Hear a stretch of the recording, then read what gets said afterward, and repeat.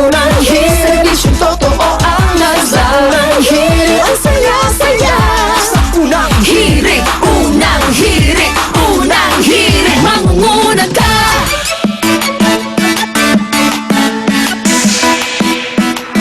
Magandang umaga mga igan, ngayon po ay araw ng Biyernes, June 24, 2011 at maulan pa rin ang lagay ng panahon dito sa Metro Manila, kaya naman maraming po ang kabado ngayon dahil sa mga dumaraming binabahang lugar at ang tumataas na level ng tubig sa Marikina River.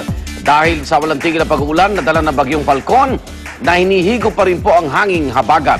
Mga kapuso, magplano, magsiguro at makibalita. Sa mga ganitong panahon, dapat lagi tayong I am ready. Magdasal din po tayo na sana tumigil na ang mga pag-uulan para hindi na lumala pa ang mga nararanasan nating pagbabaha. At narito na po ang balitang inaabangan ng maraming estudyante at magulang po dyan. Bunsod po ng walang tigil na pag-ulan at pagdami ng mga binabahang lugar ngayon, nagdesisyon na po ang Department of Education mula pagkagabi na suspindihin na ang klase sa ilang lugar sa Luzon. Walang klase po ngayon mula preschool hanggang high school, public o private, sa buong Metro Manila, sa Pangasinan, Bataan, Zambales at Malolos City sa Bulacan. Sa Region 4 naman, wala na rin pasok ang mga estudyante mula preschool hanggang high school sa Calamba, Antipolo City at Cavite City. Sa Region 12 naman, suspendido ang klase all level sa Cotabato City, ganon din sa Cotabato Province at Sultan Kudarat. Wala rin pong pasok sa preschool sa buong probinsya ng Isabela at Cagayan. Ayon po yan kay Ginoong Kenneth Tirado, Head ng Communication Department ng Department of Education. Inulit po namin tanging ang mga lungsod at probinsyang nabanggit lamang ang nagsuspende ng klase ngayong araw. Para sa mga kapuso natin sa ibang parte ng Pilipinas, may pasok pa rin po kayo hanggat suspendehin ito ng mga school official o local government official sa inyong lugar. At para sa mga bagong gising pa lang dyan, inuulit po namin, suspended na po ang klase from preschool to high school, public and private. Dito po yan sa buong Metro Manila at sa ilang piling lungsod at probinsya. Para sa kumpletong listahan, nakalagay po yan sa aming news crawler na lumalabas po sa ilalim ng inyong TV screen. At dahil araw ng Maynila rin po ngayon, wala ring pasok ang college level sa lungsod ng Maynila. Wala ring pasok doon sa Don Bosco Technical College sa Mandaluyong City at wala ring pasok sa preschool hanggang high school sa Tagaytay City. Para sa ibang balitang dapat nyo malaman, narito na ang ating top hirit.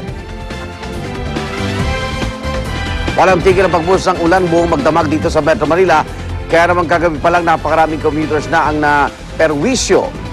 Sa Araneta Avenue sa Quezon City, umabot hanggang dibdib ang lalim ng baha. Hindi ko Cotabato yan, dito lang sa atin yan, Araneta.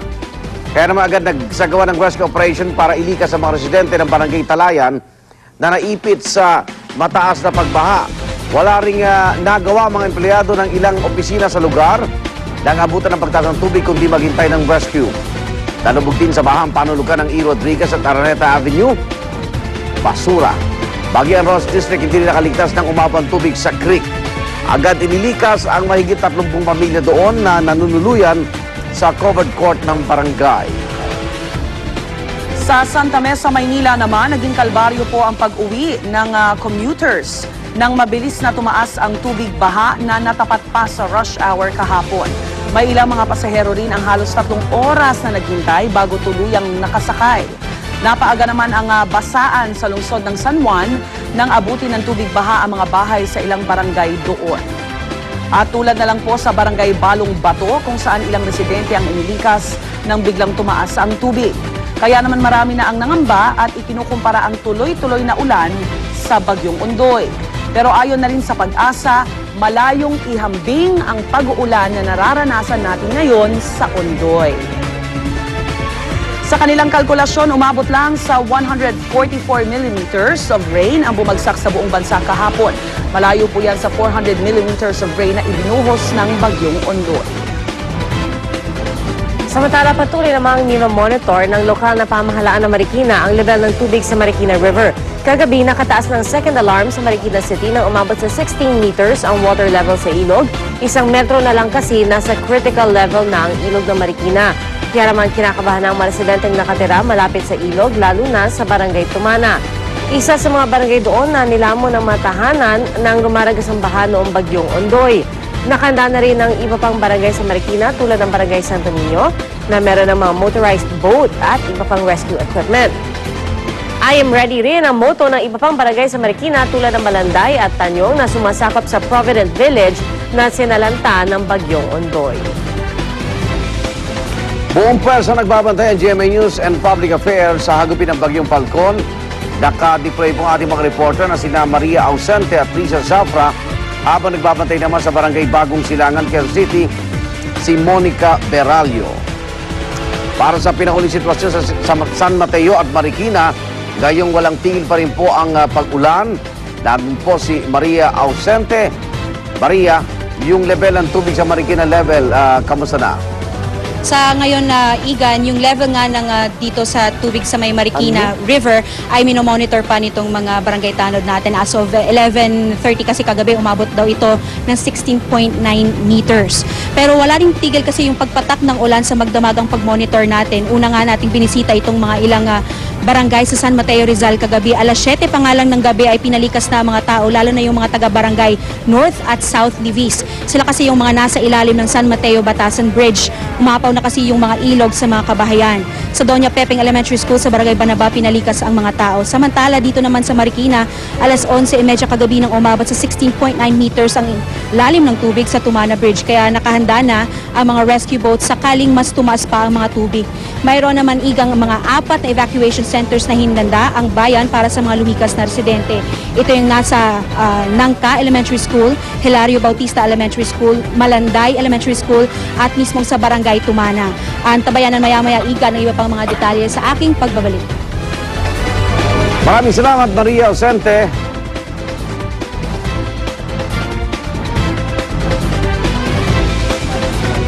Valenzuela tayo.